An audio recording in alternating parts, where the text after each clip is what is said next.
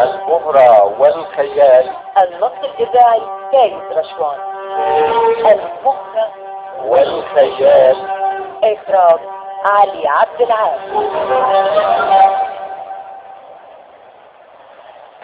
الملف اللي قدام حضرتك ده يا فندم فيه تصور كامل وتفصيلي لخطة الهجوم على جزيرة المقاطيع وإلقاء القبض على حاتم ورجالته.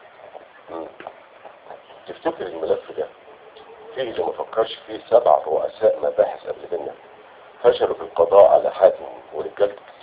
يا فندم مع احترامي للزملاء اللي خدموا قبل مني في البداري، لكن كلهم بيجمعهم قاسم مشترك واحد، اللي هو يعني كلهم استهانوا بذكاء حاتم ودهائه وشخصيته الإجرامية الغير نمطية بالمرة. ايه المطلوب يا سيادة المقدم؟ الموافقة على الخطة يا فندم والأمر بالتنفيذ. ده موضوع محتاج مكتب الوزير شخصيا. ده حقيقي، خصوصا وان طالب دعم القوة من المديرية ومطالب تانية اللي سند بنودها في الملف اللي قدام سيادتك. لكن الحملة دي هتكون تحت مسؤوليتك اولا واخيرا. ده لو تشرفت الثقة سيادتك. شوف يا هاني، انا هكلمك مش بصفة مدير امن، هكلمك بصفتك زي ابني وواحد من تلامذتي اللي بفتخر بيهم. ايه الحكاية؟ سيادتك قلقتنا يا فندم. عندي معلومات مش بسيطة عنك. معلومات؟ معلومات ايه يا سيادتك؟ العلاج النفسي بيقع تحت بند عدم اللياقة الطبية، وبالتالي يستدعي الإيقاف عن العمل.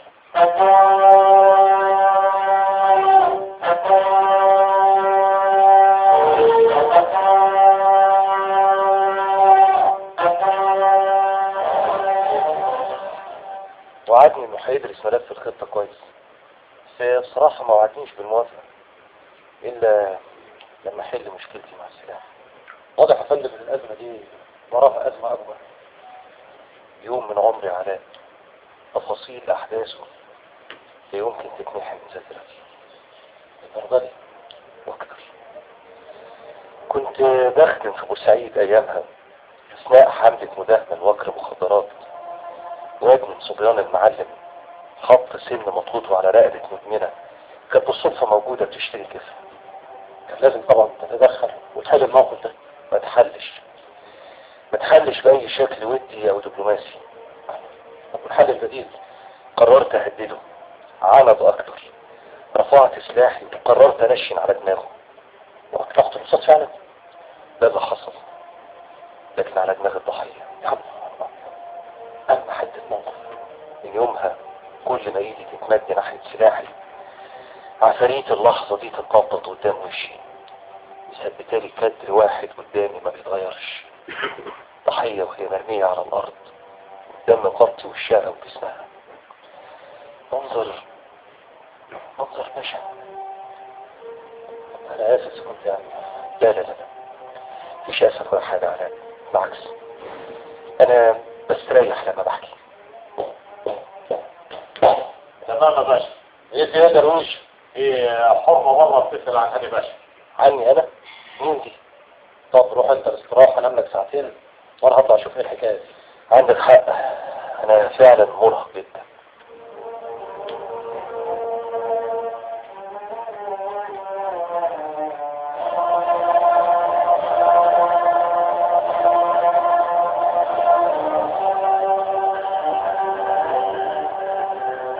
حكاية زي دي لما نعرفها نستفيد. أجل عرفنا إنه طلع ضابط شرب هنصر على الفاضي. والفايدة إيه؟ هتعرف وقته. أجي غير لي الدوزة دي وولع لي فحمتين خليني أعدل الطاسة وتكتك المجلة الصح اللي عامل لي فيها عنتر زمان ودير.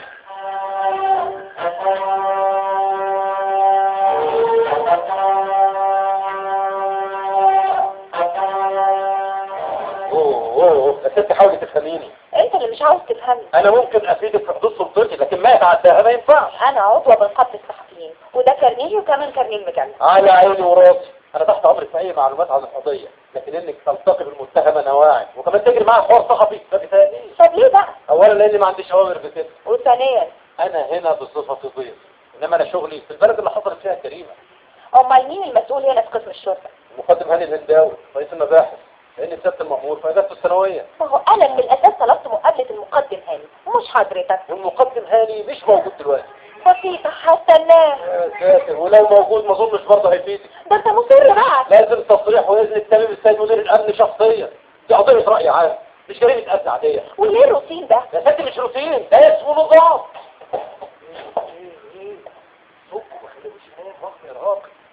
دايما بتيجي تنقذني في الوقت المناسب.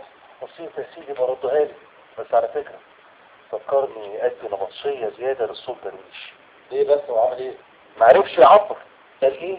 واحدة ست بتسأل عنك. المفروض انه كان يقول القمر بيسأل عنك. لا سيادة المقدم. ايه ده؟ دي مبالغة ولا اعتبره تطاول؟ اعذريني، انا قصدي بصراحة ضعيف قدام الجمال. لا الله، سيادة المقدم. مالك يا ابني في ايه؟ ارجوك ما تفهمنيش غلط. انا بس نفسي اعرف مين البني ادم اللي قعدوا على قده ده وعمل معاكي مشكلة وجاي تعملي له محضر. ده انا ايه ده؟ انتوا تعرفوا بعض؟ يبقى ايه؟ انا ولا عمري شفتها. لا عادي صدق. انا رايح منتصف يا راجل، ده حاتم المقطوع ارحم. هاني الهنداوي. تشرفنا يا هاني بيه. مخرج هاني، صحفية بمجلة المرأة العصرية. يا ترى قهوتك ايه يا مهان؟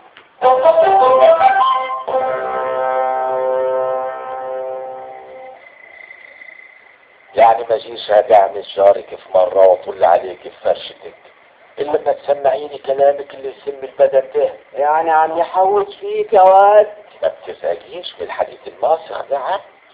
وانا شبطت له من حنكي الا لما ترجع والشيطان اللي راكبك يهملك لحالك ويرجعك من تاني حياتك.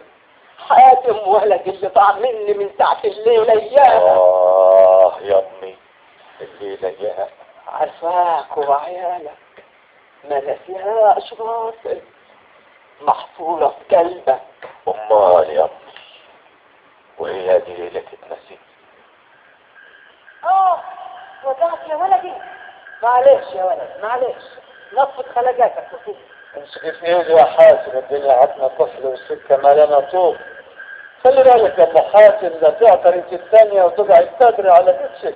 حاضر يا اخوي. ايه قصدنا نطلع من بيتنا بسرة خلقاتنا في ساعة زي دي يا بوي؟ حكم الجواب ضعيف يا ولدي. ومين الجو اللي حكم علينا بكيه يا بوي؟ اكبر عيشين في البلد. ليه يا بوي؟ عشان البلد بلدهم ما هياش بلدنا. واحنا رايحين بلدنا دلوقتي. احنا غدر يا حاتم، ملناش بلد يا ولدي. امال رايحين فين عاد يمي؟ منين ما رجلينا تودينا وتحطنا يا ولدي؟ احنا وبقية المقاطيع اللي طلعوا زينا من البلد الليلة. حسبي يا ابو العيال، حسبي يا ابو حاتم. عيني وعي مصور البندق مصور القمر طلع من العجل القصة. ابوي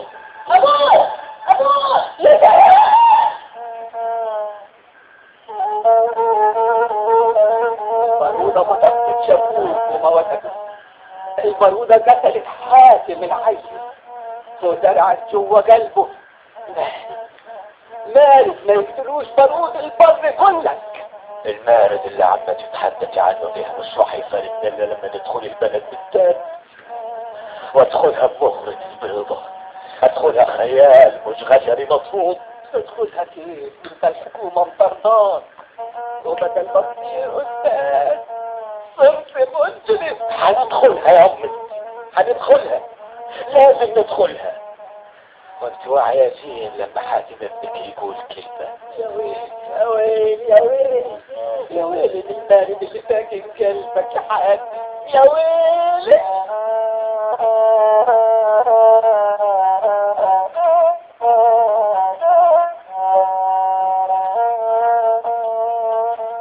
ايوه لكن اوعى تقول لي انت كمان ان الامر محتاج اذن كتاب. انا موافق يا دي نواحي. بالمرونة دي اسمعي، انا هقول لك كلام بس مش للنشر. انا كل اجاب ضرورية. نواحي لغاية دلوقتي ما اعترفتش قدام النيابة بدافع جريمتها، وده طبعا يخلي القضية مش مكتملة قبل ما تتقدم لمحاكمة. ومتوسم فيا ان انا اطلع منها بحاجة. انا بصراحة مؤمن ان الست ما يفهمهاش والست فيها. اوكي، اقدر اشوف نوعين امتى؟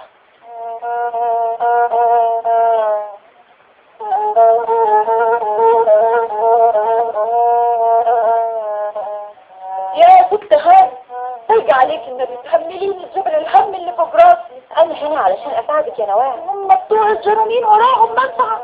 اظن ما هتقولي لي هنقول لك محامي يدافع عنك. انا اللي هقول لك ده ولا ده. انا هنا عشان اهربك يا نوال. بتقولي ايه؟ غدا المهرة والي.